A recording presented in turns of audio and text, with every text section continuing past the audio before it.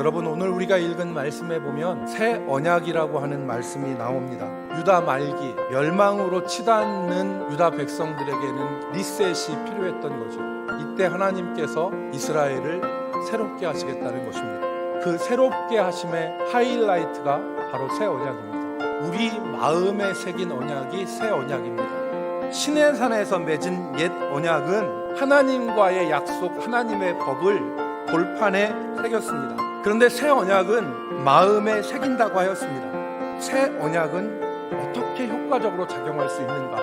첫 번째, 새 언약은 우리 마음을 정결하게 하심으로 효과적으로 작용할 수 있습니다. 만물보다 심히 거짓되고 부패한 것이 사람의 마음이라고 했어요. 이 부패한 심령에 어떤 것이 들어와도 새롭게 하지 못합니다. 그런데 하나님은 그 백성들의 마음을 정결하게 하시겠다. 새 언약의 피로 우리를 정결케 하시고, 그 새 언약의 피는 예수 그리스도가 십자가에서 흘리신 피인 것입니다.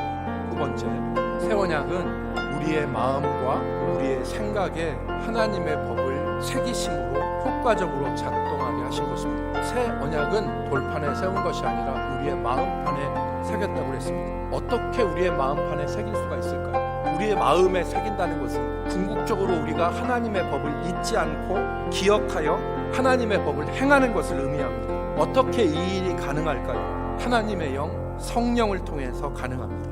하나님의 영이 우리 안에 계셔서 우리로 하나님의 말씀을 기억나게 하시고 기쁨으로 하나님의 말씀을 행할 수 있도록 하시는 것입니다. 세 번째는 새 언약은 새 언약의 중보자를 통하여 효과적으로 이루어지게 하십니다. 옛 언약의 중보자는 모세였습니다.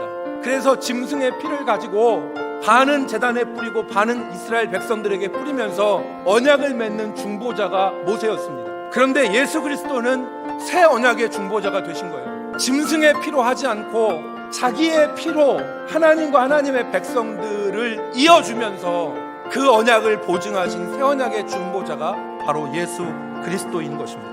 새 언약의 백성이 어떤 사람이냐? 첫째로 빛 가운데 행하며 정결함으로 나가는 사람들이 새 언약의 백성입니다. 새 언약의 백성은 하나님과 사귐이 있는 사람입니다. 그가 빛 가운데 계신 것 같이 우리도 빛 가운데 행하면 우리가 서로 사귐이 있고 그 아들 예수의 피가 우리를 모든 죄에서 깨끗하게 하실 것이요 그랬습니다. 예수의 피를 의지해서 어둠에서 빛으로 나아가고 잘못된 길에서 돌아서서 바른 길로 나가는 사람이 하나님과 사귐이 있는 사람입니다. 두 번째, 새 언약의 백성은 하나님이 기뻐하시는 일을 행하는 사람들입니다.